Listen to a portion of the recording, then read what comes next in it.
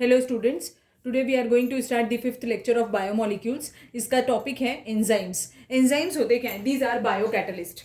हमारी बॉडी में जितनी भी केमिकल रिएक्शंस होती हैं उनके लिए एक पर्टिकुलर टेम्परेचर, पीएच और कैटलिस्ट लगता है. जैसे टेम्परेचर इसमें 37 डिग्रीज लगता है जितनी भी केमिकल रिएक्शंस होती हैं हमारी बॉडी के अंदर, और पीएच 7.4 लगता है. वैसे ही सेम बायोलॉजिकल कैटलिस्ट भी यूज़ करते हैं और इन्हीं कैटलिस्ट को हम एंजाइम्स बुलाते हैं. एग्जाम्पल बताती हूँ, आपने सुना भी होगा जैसे insulin. Insulin is what? It is an enzyme. ये पैनक्रियाज सिक्रीट करते हैं and it is use to control the blood sugar level. एक और होता है जैसे एग्जांपल एमाइलेज. अमाइलेज जो होता है it is present in our saliva and it is use to hydrolyse starch. Chemical enzymes जो होते हैं दीज आर प्रोटीन्स. हमने लास्ट क्लास में प्रोटीन्स के बारे में पढ़ा था, ठीक है.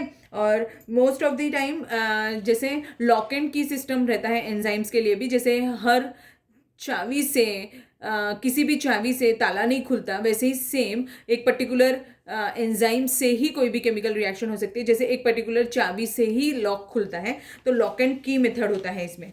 और एंजाइम्स के पास में एक्टिव सरफेस एरिया होता है एक, और वो वहीं पर पर्टिकुलर, जैसे एग्जांपल बता देती हूँ. जैसे सपोज करो कि हमारे पास में ऐसा ये है, तो एंजाइम जो है उसका शेप ऐसा ही होगा तभी वो इसमें फिट होगा. अगर सपोज करो ऐसे शेप का एंजाइम है तो वो यहाँ पे फिट नहीं हो सकता, तो वो रिएक्शन कैरी आउट नहीं करेगा. तो सभी एंजाइम्स का जो मैकेनिज्म है वो इसी पे लॉक एंड की मेथड पर ही चलता है. और जब भी हम एंजाइम्स प्रेजेंट होते हैं तो वो रिएक्शन का रेट हाई हो जाता है, और ये इतने एफिशिएंट होते हैं कि ये फ्रैक्शन ऑफ सेकेंड में सबस्ट्रेट मॉलिक्यूल्स के चेंजेस कर रहे होते हैं. इंडस्ट्रीज में भी बायोलॉजिकल कैटलिस्ट की बहुत इंपॉर्टेंस है. तो कुछ एंजाइम्स होते हैं जो इंडस्ट्रीज में यूज किए जाते हैं, आप नोट डाउन कर लीजिए उनको. जैसे example, for conversion of glucose to fructose. Glucose को अगर फ्रुक्टोज में चेंज करना है तो आइसोमरेज नाम का एंजाइम लगेगा, वो यूज करते हैं. ये इंडस्ट्रियल एप्लीकेशन है एंजाइम्स की. Second, it is also use for the manufacturing of antibiotics. Enzymes are used in the manufacturing of laundry reagents, detergents, laundry detergents, and it is also used in the manufacturing of esters. ठीक है. Esters जो है these are sweet smelling liquids. हम बहुत सारे इसमें as a flavouring agent use करते हैं. जैसे वैनिला हो गया, स्ट्रॉबेरी, ये सब चीज़ें हम आर्टिफिशियली भी प्रिपेयर कर सकते हैं with the help of the enzymes. So this was all about the enzymes. तो अब आपको एंजाइम के बारे में पता है क्या होता है. अब नेक्स्ट पॉइंट जो हमें पढ़ना है वो है न्यूक्लिक एसिड्स.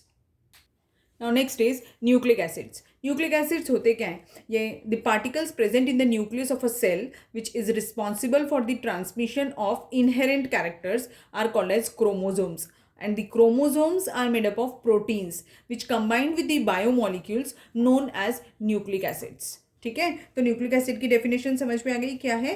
तो ये इनहेरेंट जेनेटिक इन्फॉर्मेशन कैरी करने के लिए, जो जेनेटिक इन्फॉर्मेशन कैरी करने के लिए जो मॉलिक्यूल्स रिस्पॉन्सिबल होते हैं उन्हें हम न्यूक्लिक एसिड्स बुलाते हैं. There are two types of nucleic acids.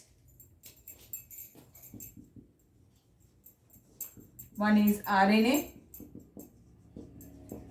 and other is DNA. RNA means ribonucleic acid and DNA means deoxyribonucleic acid.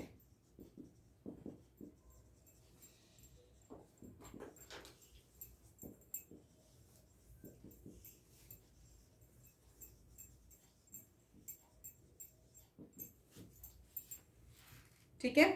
और RNA जो होता है वो मेनली साइटोप्लाज्म में प्रेजेंट होता है, और DNA जो होता है वो न्यूक्लियस में प्रेजेंट होता है. जैसे जो सेल होता है, जो मैथ्स के स्टूडेंट्स होंगे उनको शायद नहीं पता होगा, सिर्फ उनका मैथ्स होगा. तो जैसे सेल जो होता है उसमें दो चीज़ होती है, एक न्यूक्लियस और दूसरा साइटोप्लाज्म. न्यूक्लियस सेंटर में प्लेस्ड होता है, स्पेरिकल शेप का होता है, और उसके अंदर DNA होता है, और जो बाहर जो लिक्विड प्रेजेंट होता है सेल के अंदर that is called as cytoplasm, और उसमें राइबोन्यूक्लिक एसिड यानी कि RNA प्रेजेंट होता है. Now, the repeating units of nucleic acids are called as nucleotides. इसका मतलब क्या है? रिपीटिंग मोनोमर्स जो होते हैं न्यूक्लिक एसिड्स के, जो अनब्रांच्ड पॉलीमर्स हैं of repeating monomers called as nucleotides. जो न्यूक्लियोटाइड होते हैं वो DNA और RNA न्यूक्लियोटाइड्स के ही बने होते हैं. न्यूक्लियोटाइड का जो मोनोमरिक यूनिट है, it is consist of 3 components. That is nucleotide is consist of 3 components. ठीक है. तो फर्स्ट कंपोनेंट होता है एक monosaccharide.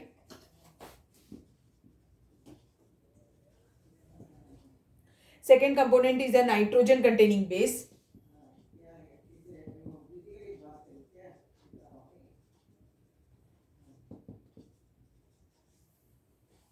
And a phosphate group.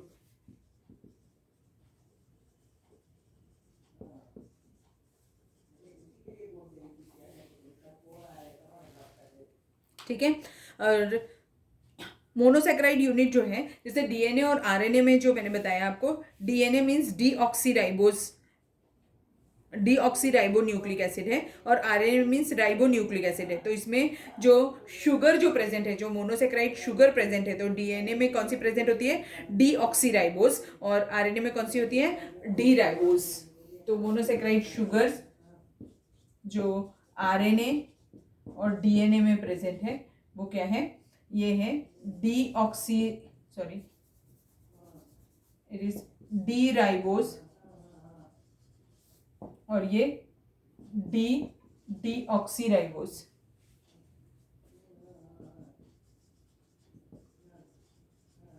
ऐसी शुगर प्रेजेंट होती है. ठीक है. और अब इनके स्ट्रक्चर्स वगैरह डिटेल में जाएंगे नहीं, आपके टेक्स्ट बुक में दिए हुए हैं, आप देख लीजिएगा. राइबोस शुगर जो होती है वो कैसी होती है, उसमें total number of carbon atoms कितने हैं, उसका स्ट्रक्चर कैसा होता है, वो सब आपको एक बार बुक में से देखना है. ठीक.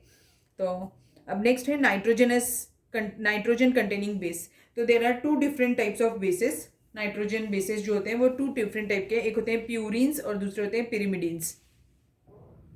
सो नाइट्रोजन कंटेनिंग बेस जो होते हैं वो 2 टाइप्स के होते हैं प्यूरिन्स और दूसरे होते हैं पिरिमिडिन्स. प्यूरिन्स जो होते हैं इनके पास 2 फ्यूज्ड रिंग्स होती हैं और पिरिमिडिन्स में सिर्फ सिंगल रिंग प्रेजेंट होती है. ये चीज़ याद रखें. प्यूरिन्स में 2 रिंग्स प्रेजेंट होती है और वो फ्यूज्ड होती है नैप्थलीन के जैसे, और इसमें सिंगल, पिरिमिडिन में सिंगल होती है. एग्जाम्पल ऑफ प्यूरिन इज एल्डेनाइन और ग्वाइनिन. एल्डेनाइन एंड ग्वाइनिन ए और जी से रिप्रेजेंट करते हैं. और पिरिमिडिन बेसिस जो है इनके पास सिंगल रिंग प्रेजेंट होती है. इसके एग्जांपल्स है cytosine, thymine and uracil.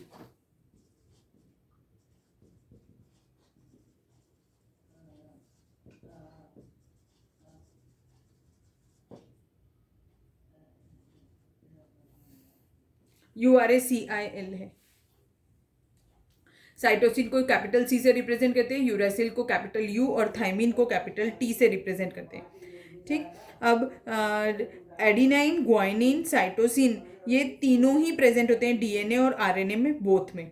But uracil is present in RNA and thymine is present in DNA. ये डीएनए में प्रेजेंट है और ये आरएनए में प्रेजेंट है. ठीक है. बाकी ये तीनों चीजें दोनों में प्रेजेंट है, डीएनए में भी प्रेजेंट है और आरएनए में भी प्रेजेंट है. DNA double helix model portion deleted है, आपको नहीं आएगा. और फॉर्मेशन ऑफ डाइन्यूक्लियोटाइड भी आपके कोर्स में अभी डिलीटेड है. स्ट्रक्चर ऑफ न्यूक्लियोटाइड्स डिलीटेड है. फॉर्मेशन ऑफ न्यूक्लियोसाइड डिलीटेड है. ठीक है. तो ये सब चीजें नहीं पूछेगी. अब न्यूक्लियोसाइड क्या होता है? Nucleoside means what? It is a combination of base and a sugar unit. यानी कि मोनोसेक्राइड शुगर होगी और बेस होगा, और यानी नाइट्रोजनस बेस प्रेजेंट रहेगा. और न्यूक्लियोटाइड क्या होता है वो तो मैंने लिखा है बोर्ड पर. उसमें 3 पार्ट होंगे, मोनोसेक्राइड, नाइट्रोजनस बेस और फॉस्फेट ग्रुप. ये तीनों चीजें प्रेजेंट होगी. कभी कभी ऑब्जेक्टिव में क्वेश्चन पूछ लेता है, इसलिए आप लिख के रख लीजिए कि वॉटसन एंड क्रिक ने सबसे पहली बार डीएनए हेलिक्स मॉडल दिया था. ठीक.